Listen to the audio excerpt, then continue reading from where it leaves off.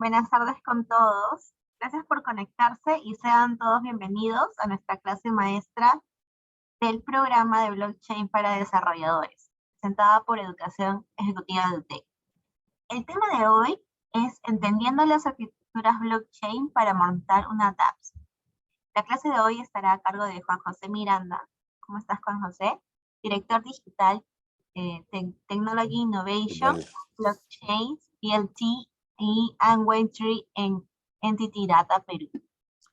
Por favor, les solicitamos a los asistentes que si tuvieran alguna consulta durante la sesión puedan dejarla en la opción de preguntas y respuestas, en el botón que se encuentra en la parte inferior del Zoom, y al finalizar la charla procederemos a responder. Asimismo, al final de la sesión pondremos una encuesta de satisfacción de la charla, a la cual podrán empezar escaneando el código QR que pondremos en la pantalla, o también lo compartiremos por el link, por el chat. Por favor, le agradeceríamos que puedan responder. Bueno, sin más preámbulos, te doy el pase, Juan José. Bienvenido.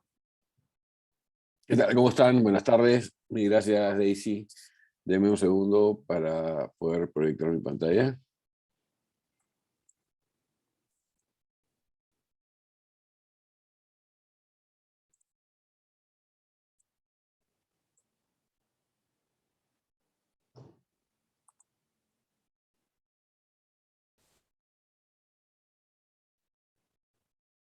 ¿Me avisan si ya la ven? Sí, la podemos visualizar. Perfecto.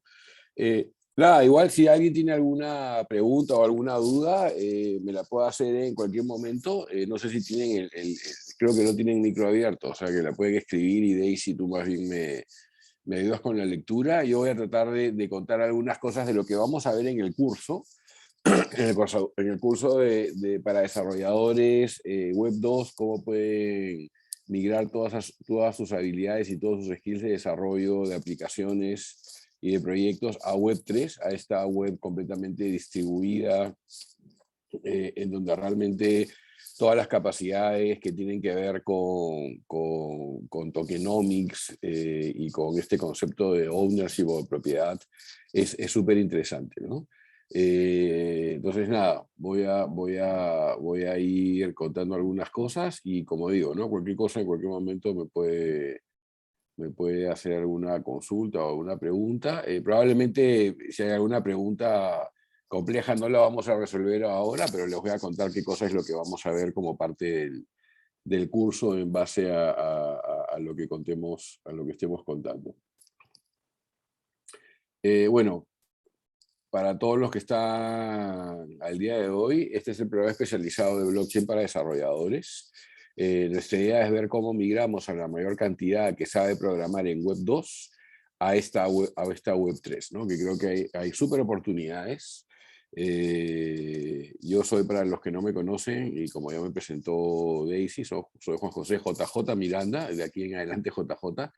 El director del Digital Technology Innovation Lab en NTT Data. Somos parte de una red de laboratorios de innovación y el foco que tenemos en Perú es justamente blockchain, DLT, tecnologías de registro distribuido, y Web3, ¿no? De hecho, nosotros somos responsables de toda la práctica blockchain en toda América. Y además, al día de hoy, soy el actual presidente de la Asociación Blockchain and DLT aquí en Perú, la ABPE. Yo creo que hay una oportunidad espectacular de comenzar a desarrollar para Web3. Yo hace 3 semanas he estado en la feria más grande del mundo de blockchain y Web3, que se llama Consensus, que este año ha sido en Austin. Normalmente siempre se hacía en Nueva York. Esta es la primera vez que se hace presencial después de la pandemia, post pandemia. Y ha sido en Austin, la verdad que ha sido espectacular, ¿no? Creo que este año han habido como 20.000 personas. Un recinto ferial espectacular en Austin, toda una cuadra gigantesca con 5 pisos, y la verdad que ha sido increíble desde el punto de vista de los ponentes que han habido, el networking que puedes hacer, los proyectos que se han presentado, de verdad que increíble. Y justamente ha habido una demanda, y hay una demanda cada vez más grande de desarrolladores Web3 para el mundo. Y yo creo que podemos comenzar a desarrollar esas capacidades de gente aquí en Perú para desarrollar gente que sepa programar en Web3 y que, bueno, si no se va a hablar inglés, serán en proyectos de Latinoamérica y España y los países que hablan español, pero si saben hablar inglés, realmente podrían trabajar para cualquier parte del mundo sentados aquí en su casa con una computadora y una buena conexión a Internet. Y la verdad que ha sido espectacular, ¿no? Y les voy a contar un poco, y lo que vamos a ver también en el curso es este concepto de las diferentes redes blockchains que hay al día de hoy, ¿no? Estas blockchains permisionadas privadas, donde hay redes privadas controladas por una autoridad o consorcios, ¿no? Controlados por un grupo, ¿no? Entre las redes privadas tenemos a todos los sabores de Hyperledger al día de hoy, ¿no? IBM detrás de Hyperledger Fabric, la gente de Fujitsu detrás de Hyperledger Iroha, Intel detrás de Hyperledger Saturn Lake, y todos los diferentes sabores de Hyperledger como parte de este grupo de empresas que es parte también de la Linux Foundation, ¿no? Está Corda R3 también, por supuesto, con toda la tecnología alrededor de Corda y Consensus Quorum, ¿no? De hecho, Quorum es un proyecto que inicialmente desarrolló JP Morgan y Consensus se lo compró, ¿no? Y también tenemos a estos consorcios, que es LACNet o LACChain, que es la propuesta del Banco Interamericano de Desarrollo para montar una blockchain alrededor de Latinoamérica y el Caribe, y Alastria, que realmente fue el primer consorcio europeo, español. Ahora cada vez se está ampliando a más empresas, no solamente españolas, y es una buena referencia, ¿no? Yo creo que cada vez hay casos de uso para redes privadas y hay cosas muy puntuales e interesantes. La evolución natural fue a estos consorcios como LACNet, LACChain y Alastria, pero también tenemos todo este mundo de las redes públicas y las redes permissionless, sin permiso, ¿no? En donde no hay una autoridad central, pero sí hay una fuerte gobernanza, que creo que es súper importante en todos los proyectos alrededor de blockchain, porque justamente sin una gobernanza súper sólida, los proyectos probablemente podrían fracasar, o muchos de los proyectos que han fracasado han sido porque probablemente no han tenido una gobernanza sólida, ¿no? Y justamente ahí es donde están todas estas redes, o probablemente más de las 14.000 redes que al día de hoy están listadas en CoinMarketCap, pero que tenemos que ver cuáles son las que realmente tienen sentido depende del caso de uso que queramos o el sector corporativo, que yo creo que cada vez va a mirar más a estas redes públicas, ¿no? Ahí tenemos a Ethereum, el ecosistema de Polkadot y Kusama, el ecosistema de Cosmos, Near, Polygon, Avalanche, por nombrar algunas, de, como digo, las más de 14.000 que existen al día de hoy, que vamos también a aprender cómo evaluarlas y tener en cuenta cuáles realmente podrían servir más para algunos casos de uso y para otros, ¿no? Y entendiendo que también ya el mundo de los smart contracts y el mundo de la distribución, ¿no? La descentralización de aplicaciones o distribución de aplicaciones distribuidas, ya no solamente es Ethereum Virtual Machine compatible, ¿no? Ya no solamente estamos hablando de proyectos que son compatibles con Ethereum o Ethereum Virtual Machine compatibles y con Solidity, como Solidity, como lenguaje de programación para smart contracts, sino también Rust, ¿no? De hecho, vamos a aprender algunas cosas con Rust muy a alto nivel, obviamente, lo básico, indispensable, porque va a haber en un momento en el curso que vamos a meternos a Rust y a Substrate como, para mí, al día de hoy, el framework de desarrollo de blockchains más potente que existe, ¿no? Y justamente Polkadot, Kusama, Cosmos usan justamente Substrate como base, y Near también usa Rust como lenguaje de programación, ¿no? Si a mí me preguntan, yo creo que probablemente Rust y Substrate va a ser el futuro de las aplicaciones distribuidas y los smart contracts en el mediano corto plazo. Entonces, esto es algo que también vamos a ver como parte del curso, ¿no? Entender estas diferentes redes y cuándo tiene sentido unas, cuándo tiene sentido otras. Yo creo que probablemente al día de hoy estamos como el software open source hace 30 años, ¿no? Hace 30 años probablemente ninguna gran empresa de ningún ranking del mundo usado software open source. Al día de hoy no hay una sola empresa en ningún ranking del mundo en donde esa empresa no use software open source, ¿no? Yo creo que estamos en ese momento en donde todavía las grandes empresas o el sector privado empresarial no se está metiendo en las redes públicas, pero eso va a cambiar, creo, en el corto, mediano plazo, ¿no? Y cada vez va a haber una adopción más interesante alrededor de estas redes públicas sin permiso o permissionless. Y también hay ahí un grupo de algunas redes híbridas, ¿no? Que están controladas igual por un grupo, pero tienen algún proceso sin permiso, ¿no? Que yo creo que son las menos, ¿no? Las más son las que hemos hablado ahora en la periferia. También vamos a hablar de este concepto de Layer 1, ¿no? Este Layer 1, como por ejemplo Ethereum y un montón de redes que hay al día de hoy, y estas soluciones que se han creado de capa 2, porque justamente estos proyectos de Layer 1 tienen al día de hoy todavía problemas de escalabilidad y tienen problemas de altos costos de transacción, ¿no? De hecho, Ethereum tiene problemas de escalabilidad al día de hoy, todavía sigue siendo un proof of work, esperemos que cuando sea proof of stake el asunto cambie, pero mientras que por ahora es proof of work. De hecho, justo en Consensus, hace unas 3 semanas atrás, anunciaron que ya Ropsten, la red testnet de Ethereum, ya estaba 100% migrada a proof of stake, lo cual me parece que es súper interesante, es un hito bastante interesante. Y vamos a ver qué pasa ahora con la mainnet, ¿no? Pero justamente estos problemas, y también de hecho en el curso vamos a entender esto que se llama el blockchain trilema, ¿no? Este trilema de la blockchain, ¿no? En donde si tenemos en un triángulo seguridad, escalabilidad y descentralización, probablemente si queremos 2 vamos a perder 1, ¿no? Entonces, entender este concepto del blockchain dilema también es interesante. De hecho, hay varios proyectos que dicen que que su roadmap es resolver el blockchain trilema en donde podamos tener alta escalabilidad, alta seguridad y alta descentralización, lo cual al día de hoy eso todavía no sucede, ¿no? Si queremos un proyecto con mucha transaccionalidad y mucha seguridad, probablemente vamos a perder descentralización. Vamos a hacerlo más centralizado, como por ejemplo Solana, ¿no? Solana, de hecho, podemos lograr 40.000 transacciones por segundo, súper seguras, pero estamos perdiendo en descentralización, porque yo creo que es una red que no es centralizada, pero tampoco no es completamente descentralizada, ¿no? Entonces, ese tipo de escenarios y de conceptos también vamos a aprenderlos como parte del curso, ¿no? Y aquí tenemos justamente sobre Ethereum, que es un Layer 1, estas soluciones de escalabilidad en Layer 2, ¿no? Tipo Rollups, como lo hace Optimist o como lo hace Loopring o Fuel, ¿no?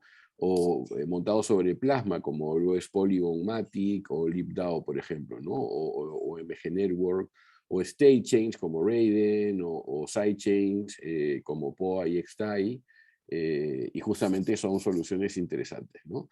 Pero lo más importante, y que le vamos a ponerle mucho foco, es este concepto de Layer 0, ¿no? Que es un concepto que realmente puso sobre la mesa el equipo de Parity, ¿no? Parity Technologies, que es la empresa que está detrás del ecosistema Polkadot y Kusama, ¿no? De hecho, el CEO de Parity al día de hoy es Gavin Wood, que fue el ex CTO de Ethereum, ¿no? Y él está hace más de 2 años y medio, casi 3, trabajando sobre este tipo de escenarios, y ellos son los que han creado justamente Substrate, ¿no? En donde tenemos este Layer 0, en donde es una relay chain, en donde sobre esta relay chain compartimos un montón de cosas, compartimos seguridad, compartimos consenso, compartimos identidad, compartimos varias funcionalidades que ya no tenemos que preocuparnos nosotros si queremos montar una blockchain Layer 1, ya no nos preocupamos de todo ese tipo de cosas porque justamente ya el relay chain nos las da, ¿no? Y sobre todo, y lo más importante, es el tema de la interoperabilidad, que esta capa 0 nos da una interoperabilidad nativa, ¿no? De hecho, en los escenarios de Layer 2 no hay interoperabilidad nativa, porque la interoperabilidad no es tampoco a través de Ethereum, sino tienen que hacerse igual bridge Pero estos bridge justamente son piezas de código de software que son perfectamente hackeables, como ha pasado en el bridge de Solana con Ethereum, que se robaron $400 millones, el bridge de Matic con Ethereum, y etcétera, etcétera, etcétera, ¿no? Y lo que está planteando el día de hoy este concepto de Layer 0 es una interoperabilidad vía mensajes, algo que se llaman Cross Consensus Messaging, ¿no? XCM. Estos Cross Consensus Messaging, para mí particularmente, creo que va a ser el futuro de la interoperabilidad de las blockchains, y vamos a aprender todos estos conceptos alrededor de estos Cross Consensus Messaging que al día de hoy ya están funcionando 100% operativo sobre justamente el ecosistema de Kusama, ¿no? En donde varias parachains pueden interoperar sin ningún problema, o porque se cambian tokens, o porque se transmite un NFT de un lado a otro, o porque realmente hay todo un esquema de interoperabilidad vía estos cross consensus messaging que la capa 0 te los da, ¿no? Creo que vi una mano levantada, me pareció. Creo que no, ¿no? Sí se escucha bien, ¿no? No, José, ¿me escuchas por qué? Perfecto.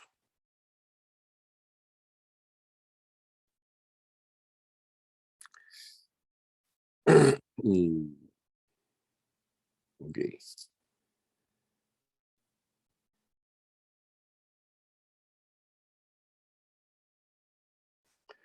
Vamos a aprender también, obviamente, a profundidad, una profundidad técnica suficiente, todas las tecnologías que están detrás de la blockchain, ¿no? Las tecnologías peer-to-peer, como exactamente funcionaba Napster, ellos fueron los que crearon esta tecnología peer-to-peer, los que tienen probablemente mi edad han escuchado música con Napster, ¿no? En donde no había un servidor central, sino nos conectábamos entre las diferentes computadoras que teníamos un pedazo de cada uno de la música, y así es como descargábamos la música en nuestras computadoras también, ¿no?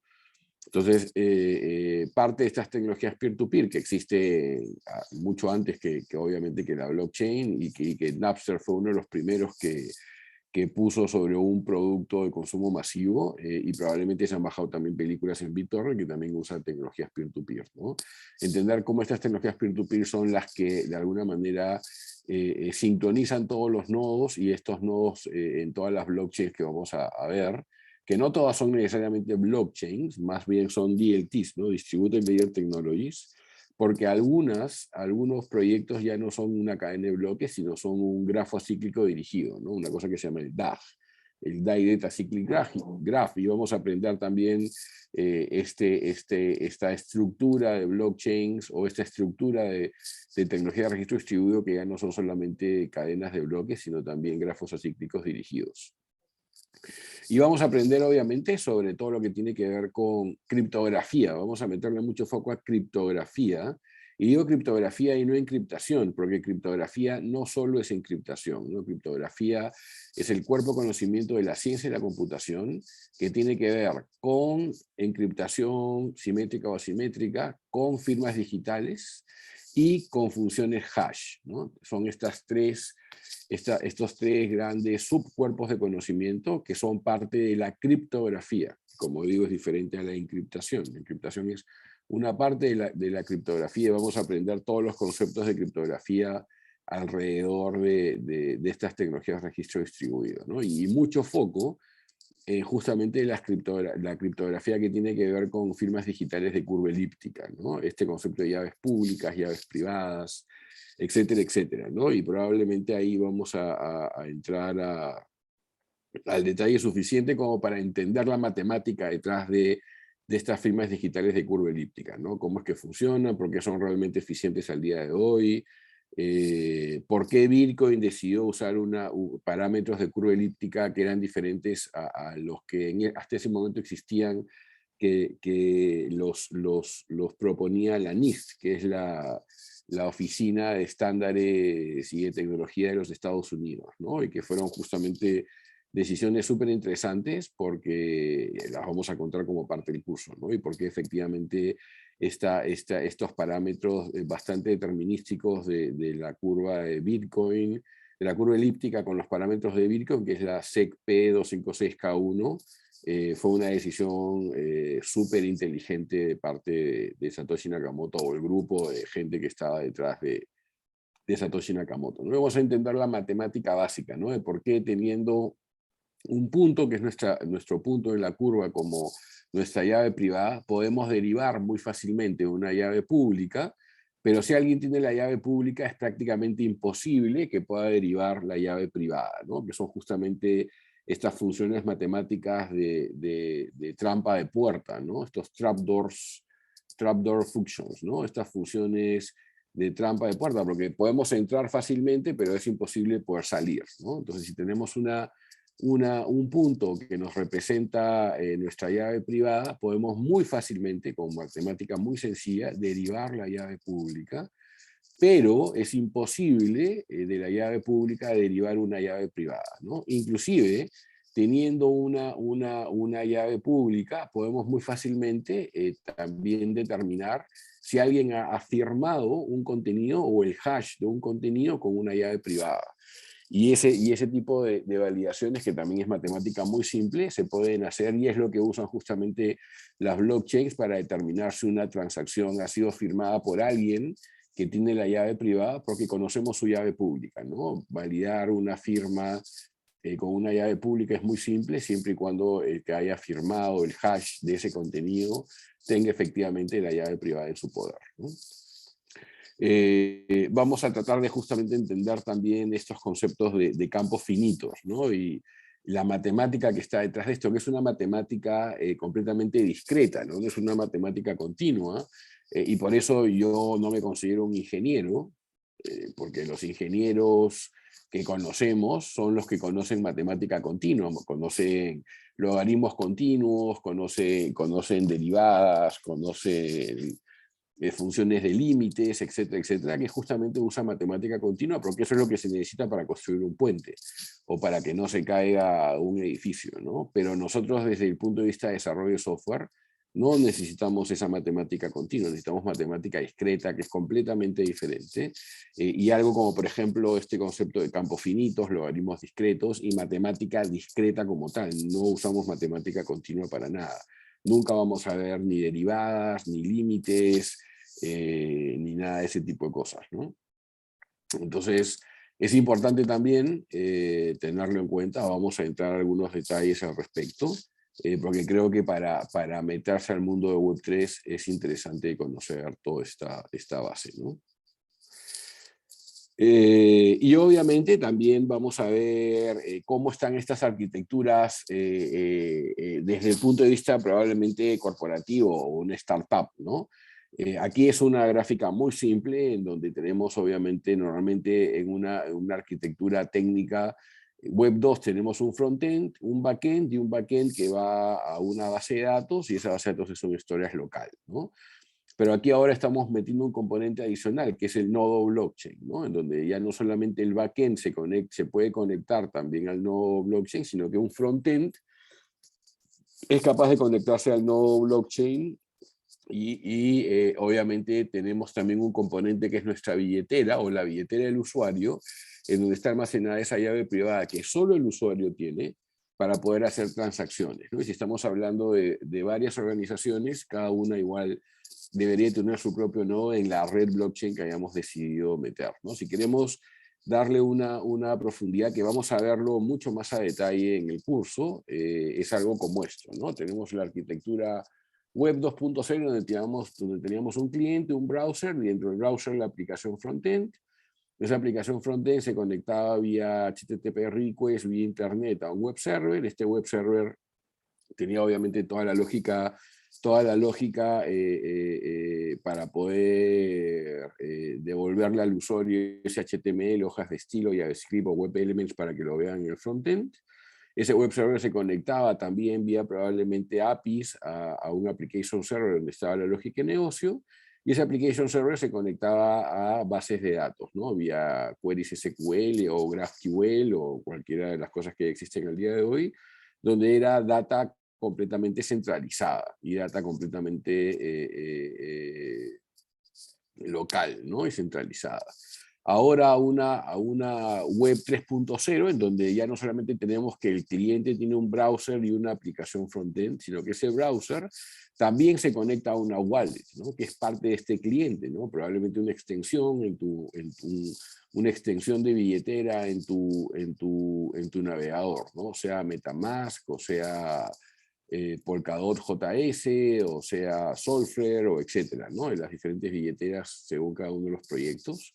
Pero tienes una billetera que es la responsable de mantener tu llave privada, ¿no? En donde justamente esa aplicación frontend, vía llamadas a la wallet, que no solamente son Web3JS, sino también vía, por ejemplo, si es un proyecto sobre el ecosistema Polkadot y Kusama, vía justamente las librerías que te provee Polkadot JS, donde el usuario firma transacciones con su llave privada, y esa wallet también está conectada a un servidor blockchain. No solamente tenemos el web server que nos devuelve la parte front, sino también ahora tenemos un blockchain server donde está probablemente justamente el smart contract de nuestro proyecto, en donde también ese smart contract, y obviamente ese web server tiene acceso a la blockchain, en donde ese smart contract funge también como un repositorio de datos distribuidos, o una verdad compartida entre todos los participantes de un proyecto Web3 o de una aplicación distribuida. Y también ese smart contract tiene lógica de negocio compartida, que son los métodos que tenemos en el smart contract, ¿no?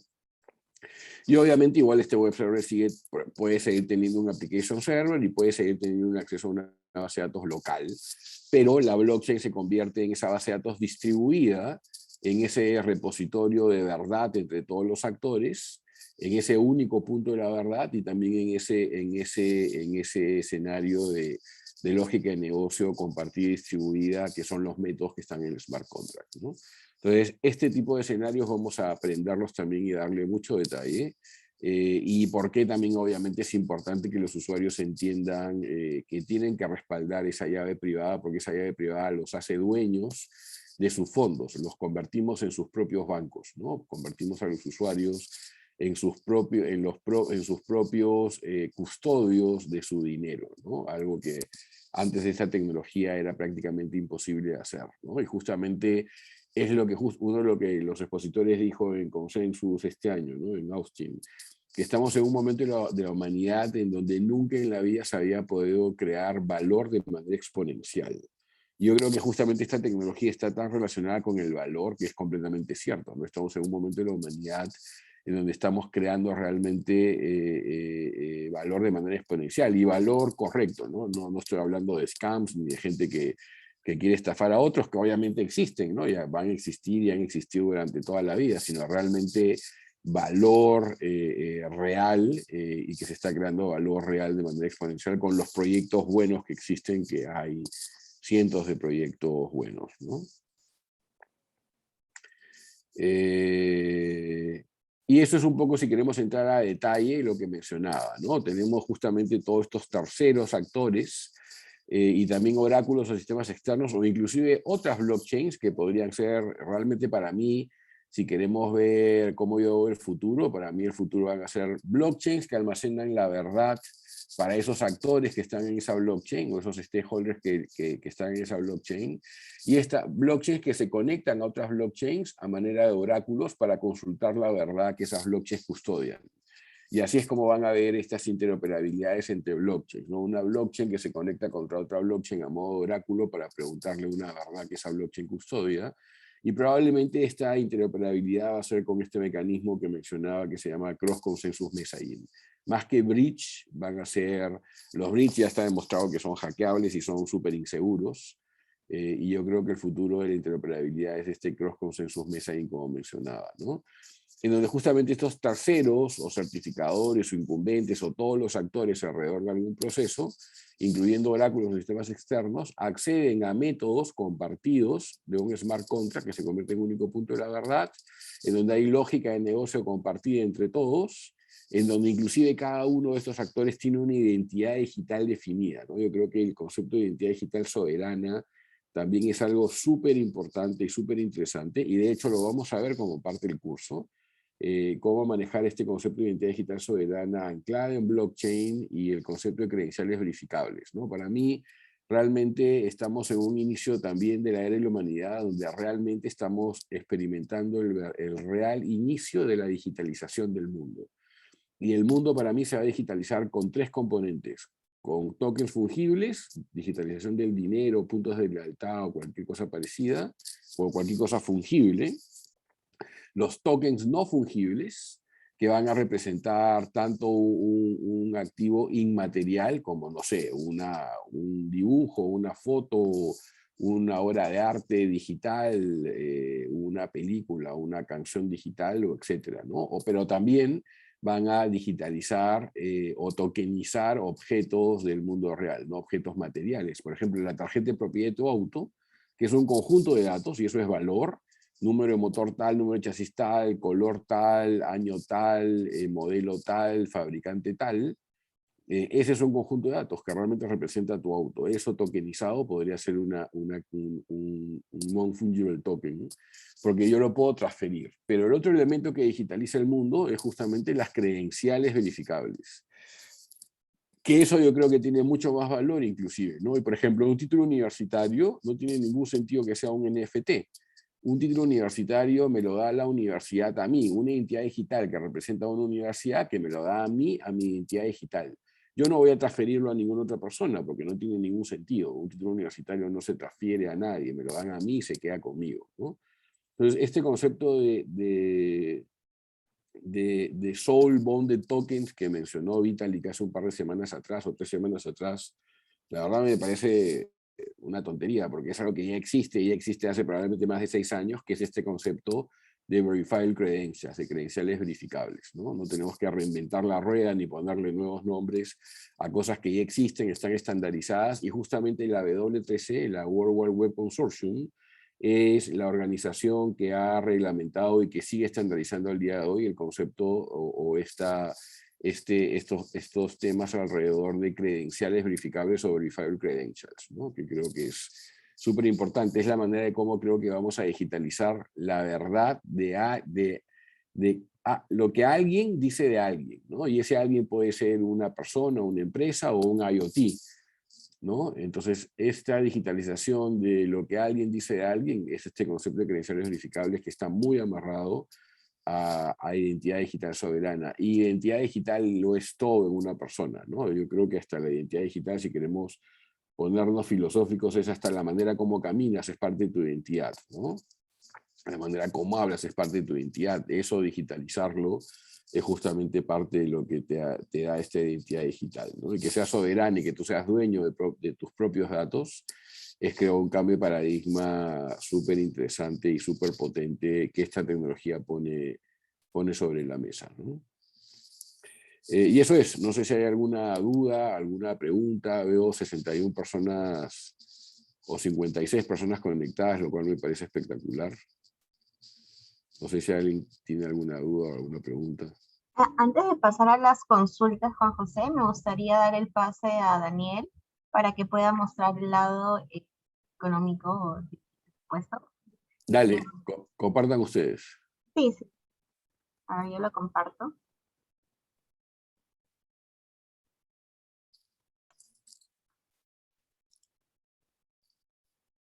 Voy a poner en grande para que lo puedan visualizar. Gracias, Daisy. Bueno, muy buenas tardes con todos. Ante todo, presentarme. Mi nombre es Daniel, soy el asesor del programa junto con mi compañero Gustavo. De repente hemos estado en contacto ya antes con ustedes. Si no es el caso, quiero tomarme estos minutos para poder brindarles un poco más de información sobre la parte general, incluida la parte económica, para que puedan sumarla a su evaluación. Esperamos de por sí que la explicación de Juan José haya sido esclarecedora en la parte del contenido y, bueno, extenderles la invitación formal para que puedan participar en nuestro programa de blockchain para desarrolladores. Como pueden ver en pantalla, hemos lanzado este programa con una tarifa general de 9.200 soles. Estamos todavía con una preventa especial. Hemos incluido a esta preventa a todos los participantes de este evento y la hemos extendido hasta este 15 de julio. Es una preventa de un 20% de descuento. El monto final sería entonces 7.360 y ese monto, si ustedes desean, pueden pagarlo tanto al contado como fraccionarlo en 6 cuotas sin intereses. Incluso hasta 8, porque todavía el programa finaliza en febrero. Estamos iniciando este 26 de septiembre. Ahí tienen en pantalla los datos, tanto el celular corporativo como el correo. Si no hemos estado en contacto previo con ustedes, ahora al finalizar el evento les estamos pasando el temario de manera digital para que lo puedan descargar. Si no, mañana a más tardar me estoy contactando con mi compañero vía telefónica o por correo para pasárselos al correo. Bueno, por mi parte, invitarlos cordialmente a este inicio. Sabemos de que es un programa que va a sumarles muchísimo a su vida profesional.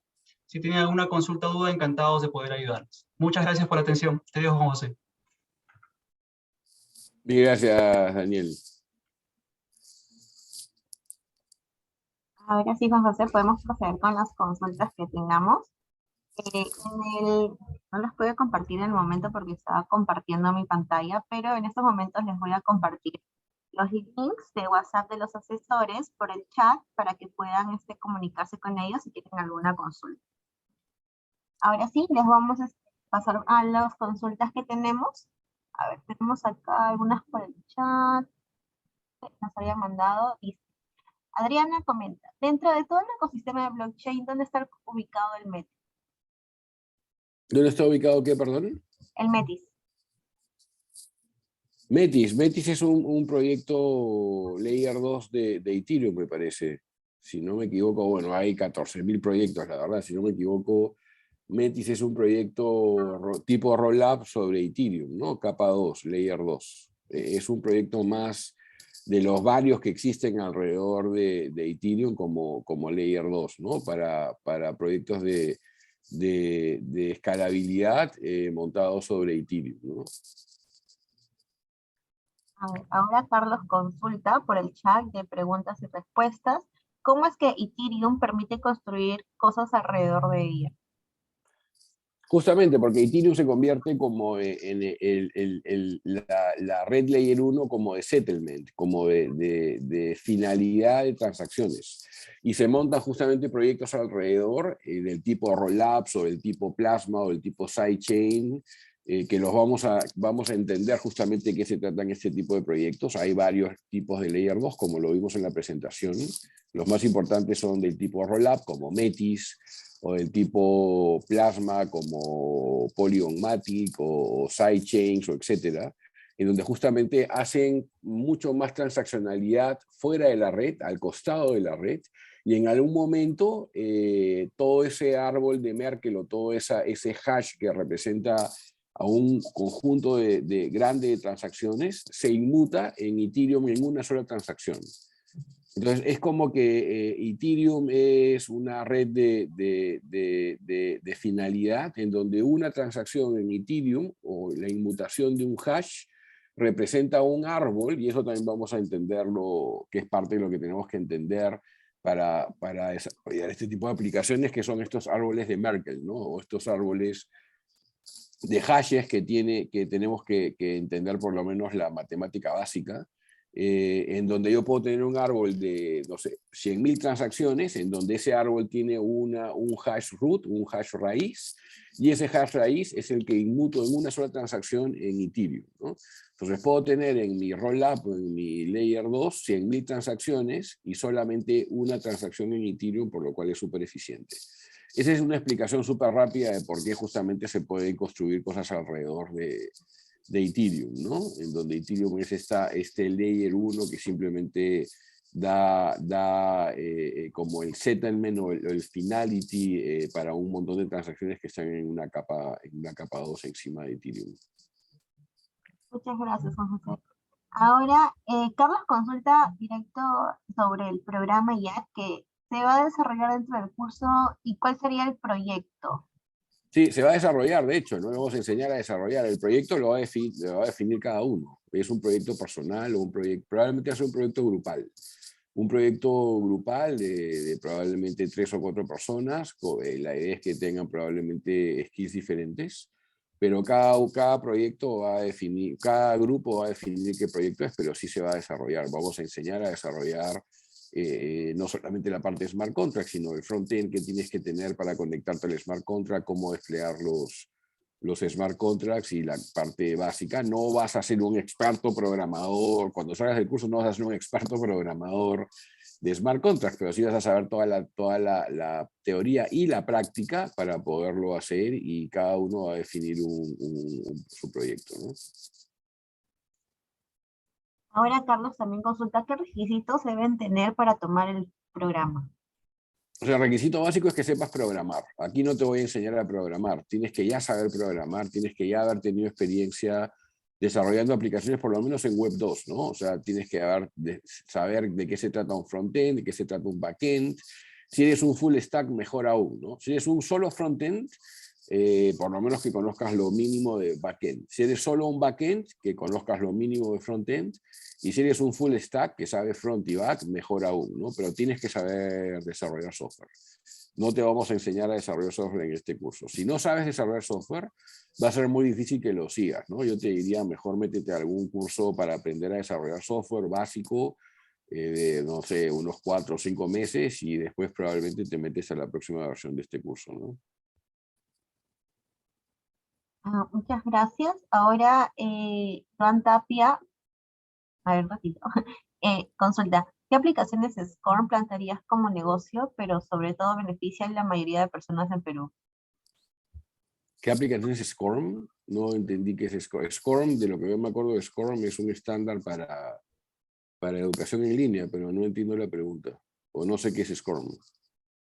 Entonces pasaremos a la siguiente, que nos consulta cómo hacer para incluir a las personas a este mundo.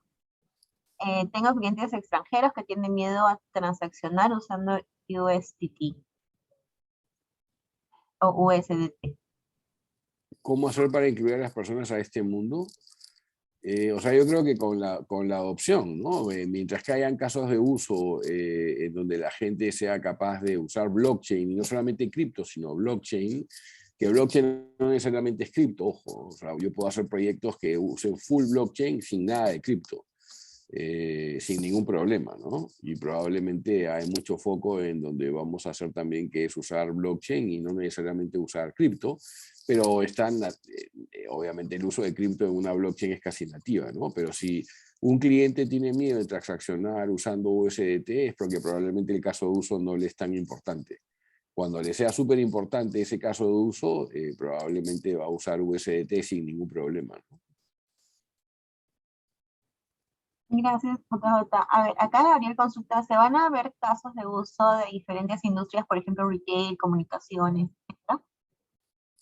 O sea, de hecho vamos a ver algunos casos de uso, pero no es el foco del curso ver casos de uso, ¿no? Los nombraremos como para tener algunas ideas, pero justamente en el curso que me está dando el día de hoy, que es Blockchain y Web3 Essentials, ahí sí hay mucho foco en casos de uso porque es más para gente de negocios, para que entienda la tecnología y entienda casos de uso, pero aquí nuestro foco va a ser aprender a desarrollar.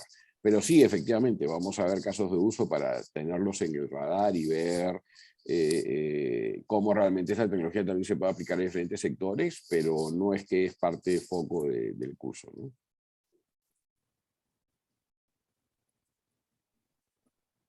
Ahora, a ver, esta consulta ya le respondimos qué requisitos técnicos son necesarios para tomar el curso. Luego vamos con Julio Abanto, que consulta cómo se relacionan los metaversos y las redes de blockchain en el marco de la DApps. O sea, de hecho, para mí si un metaverso solamente es una realidad virtual aumentada, no es un metaverso. Un metaverso no solamente es una realidad virtual aumentada, sino un metaverso también es un mundo, una experiencia que tiene todo un tokenomics, y ese tokenomics te lo da justamente una blockchain, y que también tiene el concepto de ownership, de propiedad. Yo soy dueño de este objeto 3D que está en ese mundo, ¿no? Y ese objeto 3D puede ser un NFT, y soy dueño de estos tokens fungibles, y soy dueño de este acceso, y tengo esta identidad digital, y tengo esta credencial verificable que me da acceso a tal cosa. Eso es un metaverso al día de hoy, y lo estamos construyendo recién, pero un metaverso tiene que tener como mínimo la experiencia de realidad virtual aumentada, el concepto de tokenomics y el concepto de ownership. Y de identidad digital, obviamente, ¿no? Que yo soy dueño de algo en ese mundo virtual, ¿no? Ahora tenemos unas otras consultas. Disculpa, JJ, tenemos varias consultas. No, no, dale, tenemos tiempo, o sea que está bien. No hay duda. Tenemos tiempo. A ver, dice Fernando, ¿cuáles son los principales frameworks que aprendemos para crear smart contracts? Es una muy buena pregunta. En este curso vamos a aprender a desarrollar smart contracts en Solidity y a desarrollar smart contracts con Rust, usando Substrate y probablemente usando las librerías que proporciona GearTech, que es un proyecto, una próxima parachain que tiene librerías en Rust para poder hacer smart contracts justamente vía WebAssembly. Entonces vamos a aprender a hacer smart contracts con Solidity para Ethereum Virtual Machine compatible y vamos a aprender a hacer smart contracts vía WebAssembly con Rust para cualquier proyecto que soporte Rust o WebAssembly, ¿no? Ejecución de WebAssemblies. Y para la parte frontend probablemente usemos Next.js, ¿no? Como la librería para frontend Next.js. Y cualquier cosa de back, si necesitamos algo de back, probablemente usaremos Node.js, que es lo más fácil, lo más rápido de montar, ¿no? Algunas herramientas para desplegar smart contracts en la parte de Ethereum Virtual Machine compatible, probablemente con Truffle y Ganache o con Hardhat, que son igual open source, y probablemente para toda la parte que tiene que ver con Rust, las librerías de Rust, Cargo para toda la parte de dependencias y todo el tema de despliegue de los smart contracts vía WebAssembly sobre algún proyecto vía Substrate, ¿no? Con Rust. Muchas gracias, Juan José. A ver, aquí tenemos una consulta larga. Jesús Gomero consulta. Yo vengo trabajando un proyecto que busca ayudar a facilitar la aceptación de pagos en criptomonedas en los negocios. Tengo una consulta. Como proyección en el futuro, espero crear un marketplace que permita conectar a los usuarios por Web3 para que no tengan que almacenar sus datos. ¿Qué tan factible sería tokenizar los productos cotidianos, como por ejemplo una laptop, una TV, una prenda, y usarlo como identificador de la adquisición del producto? O sea, sin ningún problema, ¿no? Si cada producto tiene un SKU, ese SKU podría ser perfectamente justamente un identificador tokenizado en el smart contract de ese producto. No le veo ninguna complejidad, más si los productos ya tienen un SKU, ¿no? Que es un identificador único de producto. Ese mismo identificador único de producto podría ser perfectamente un identificador en un smart contract de ese producto, ¿no? Muchas gracias, Jesús, por tu consulta. A ver, Gabriel nos consulta que ya respondimos, pero para quizás volver a reiterar cuáles son los requisitos para llevar el programa. ¿Lo vuelvo a repetir? Creo que ya no es necesario, ya lo explicamos. A ver, Francisco consulta, ¿cuál sería la aplicación a la economía circular? Pucha, yo creo que hay un montón de aplicaciones, ¿no? Y la idea es que en el curso la gente sea capaz de...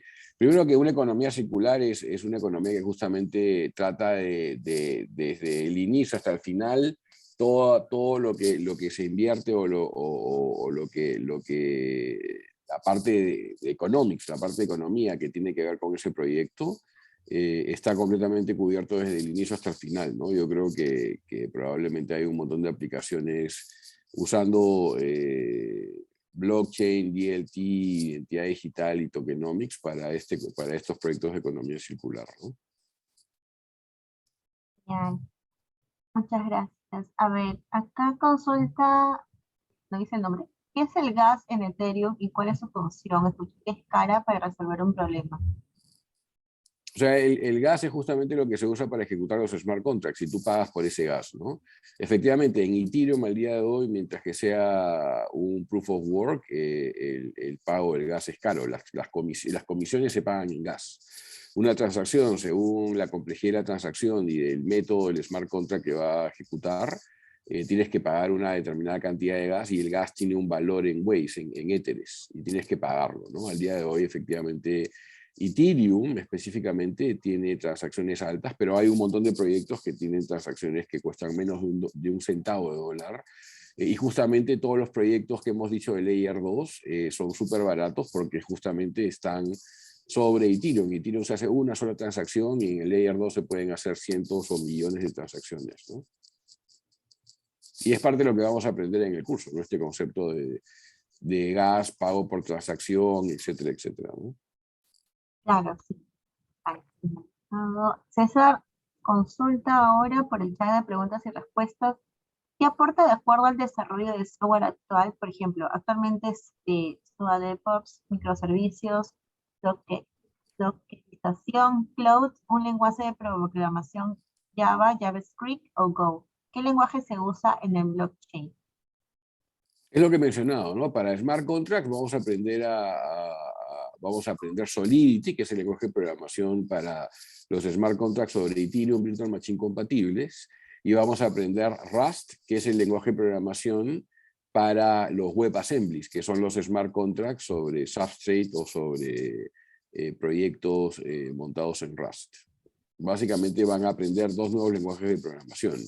Bueno, si no saben JavaScript, van a tener que aprender JavaScript para la parte de Next.js para el front, y van a aprender lo básico de Solidity como lenguaje de programación para Smart Contracts en Ethereum Virtual Machine compatible, y lo básico de Rust para poder hacer Smart Contracts vía WebAssembly. Ahora vamos con la siguiente pregunta. Gracias, César, por tu consulta. Veremos los standards token ERC721 o ERC1155 para desarrollar smart contracts en la blockchain. Sí, de hecho, vamos a ver el ERC20, que es el token, los tokens fungibles, y los ERC721 o el ERC1155, que es un mix entre token fungible y no fungible, ¿no? De hecho, vamos a aprender de esos estándares y programar justamente smart contracts para crear tokens fungibles y no fungibles. Gracias, Fernando, por tu consulta. Acá Carlos Giofeldi. Soy programador web 2 desde hace varios años y no entendí muchos términos que mencionaste. En buen cristiano me hiciste volar el curso. ¿Será así de técnico o iremos un nivel básico a un nivel aceptable? No, vamos a ir de un nivel 0, vamos a ir de un nivel 0 a un nivel básico intermedio, ¿no? Como les digo, este programa no es un curso avanzado de Web3, porque estamos partiendo de la premisa que todos los que van a entrar a este curso no saben nada de Web3, probablemente muchos términos que de hecho no los conocen y los vamos a aprender y conocer a detalle en el curso, pero sí saben desarrollar software, sí saben programar en Web 2, sí saben desarrollar software, pero no saben nada de Web3, o sea que vamos a ir de cero, y qué bien que hayan habido palabras que no has entendido, porque las vas a entender en el curso. Es parte de lo que vamos a hacer en el curso. He explicado las cosas que vamos a ver, tenía que mencionar las palabras, pero si no te han quedado algunas claras o no las has entendido es porque justamente las vamos a tocar en el curso, hasta probablemente un nivel básico intermedio, pero de ninguna manera avanzado, ¿no? Pero ahí respondió tu pregunta, Carlos. A ver, le respondimos. Acá dice, ¿cómo puedo crear un token que se pueda usar en diferentes redes, como por ejemplo lo hace USDT, que están en TRC20, BP20 y ERC20? Es simplemente que ese mismo smart contract que has lanzado en Ethereum, lo lanzas también en Tron, lo lanzas en Moonriver, lo lanzas en Binance Smart Chain, o en todas las redes Ethereum Virtual Machine compatibles, y cada smart contract tiene una dirección. Tienes que asegurarte que la gente use esa dirección, que es la dirección oficial de tu token, y técnicamente ese token puede vivir o puede estar obviamente en todas las redes donde hay un smart contract oficial de ese token. Que es algo diferente a lo que vamos a ver también en algún momento, que tiene que ver con interoperabilidad, ¿no? Que es más sofisticado, ya no solamente es que yo manualmente despliego ese mismo RC20, ese mismo contrato RC20 en varios proyectos y le digo a todos cuál es el contrato oficial para que no haya ninguna estafa, sino ver con interoperabilidad cómo puedo pasar, por ejemplo, con este concepto de Layer 0, de un proyecto, de una parachain o de un Layer 1 montado sobre un Layer 0 a otro Layer 1, sin tener necesariamente que hacer esa complejidad de lanzar manualmente smart contracts, sino vía interoperabilidad. Soy capaz de, con cross consensus messaging, pasar un token de una red a otra, ¿no? Que es algo más seguro, más sofisticado al día de hoy, y mucho más eficiente, ¿no? Muchas gracias, JJ. A ver, En el chat tenemos unas últimas consultas que es, eh, creo que eso ya le respondiste, que es el gasto de Ethereum y cuál es su función. Escuché que es un gran inconveniente mismo. JJ, comento que eso lo vamos a ver en el programa. Sí, sí, básicamente el gas es esa comisión que tienes que pagar para que los mineros ejecuten tus transacciones, ¿no? A ver, y bueno, espero haya respondido tu pregunta, Adrián. La siguiente sería, ¿se necesita tener máquinas virtuales? O sea, necesitas tener una portátil como mínimo, ¿no? Y probablemente vamos a usar algunas herramientas que despliegan máquinas virtuales en tu misma laptop para hacer las pruebas, ¿no? Y la última sería de Oscar Musayón, que consulta, ¿se usará Solidity? Sí, como digo, es uno de los lenguajes de programación que vamos a usar, Solidity, y otro lenguaje de programación es Rust para los smart contracts vía WebAssembly. A ver, Víctor nos consulta, todo es nuevo para mí. Actualmente, ¿qué empresas peruanas hacen desarrollo en Web3? Como independiente, como entrar en el mercado y qué expectativas de ganancias netas se tiene trabajando en blockchain. Uy, pucha, o sea, sabiendo Web3 puedes trabajar en cualquier parte del mundo y aquí en Perú ya hay varias empresas metidas. De hecho, NTT Data hace proyectos con Web3. Hay varias empresas que están metidas desarrollando en Perú y en la región. En la región argentina hay proyectos inmensos del mundo en Web3, en el ecosistema de Ethereum, que son argentinos. De hecho, los desarrolladores más capos de Substrate y Parity son argentinos. Y yo no veo por qué no podrían ser perfectamente peruanos, ¿no? Y si aprendes a hablar inglés, puedes trabajar en cualquier proyecto del mundo y probablemente te pagan de 3 a 4x más de lo que un desarrollador web 2 gana al día de hoy. Bueno, esas son todas las consultas que hemos tenido. Espero que todos hayan resuelto sus consultas. De todas maneras, JJ, muchas gracias por tus explicaciones. No, Eh, al contrario, un gusto. bueno, he compartido el link de temario por el chat por si quieren revisarlo detalladamente, que son todos los temas que van a ver junto con JJ en el programa. Y también, por favor, no se olviden de llenar la encuesta. Una vez más les voy a compartir ahora mismo nuestros asesores de WhatsApp para que puedan consultarlo directamente. Si tienen alguna consulta sobre el programa o sobre los pagos también, como dice, por haber asistido al programa tienen un beneficio económico. Así que, bueno, sería todo. Si no tienen alguna consulta más, muchas gracias por haber asistido a la charla. ¿Tendrías algo con que cerrar, JJ? Si deseas agregar algo. No, nada, básicamente que yo creo que es una súper oportunidad. Si ya saben programar en Web 2, meterse al mundo Web 3, se les abre un horizonte de oportunidades espectacular en todas partes del mundo. Y si saben, como les digo, inglés, pueden trabajar en cualquier proyecto del mundo. Yo creo que tenemos el potencial para hacer un hub de desarrollo de aplicaciones Web 3 de Perú para el mundo. Habrá video grabado para volver a ver. Lo vamos a compartir por mail y también lo puedes encontrar en nuestro canal de YouTube, de Educación Ejecutiva Duque. Para todos los asistentes, mañana le vamos a enviar un mail en la grabación de la charla de hoy. Sería todo. Muchas gracias a los asistentes. Muchas gracias, JJ, por tu tiempo. Listo. Mil gracias. Un abrazo a todos. Nos vemos. Chao, chao. Cuídense. Buenas tardes.